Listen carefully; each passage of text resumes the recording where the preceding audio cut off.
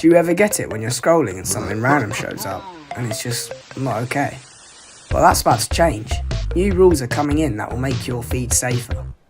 All the places you scroll, post, chat or game, they've got to do better.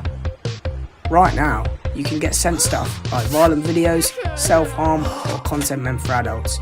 Even if you never search for it, it just finds you. It can mess with your head and we don't get much control.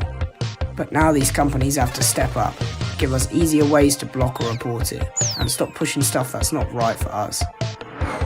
Some sites and apps will need to check our age to make sure we're not seeing stuff that only adults should see. It's Ofcom, the online safety regulator. They're the ones making sure the rules are actually followed. So yeah, your feed, it's about to look different, but the good stuff, still there. We should all feel safer online, and now that's actually going to happen.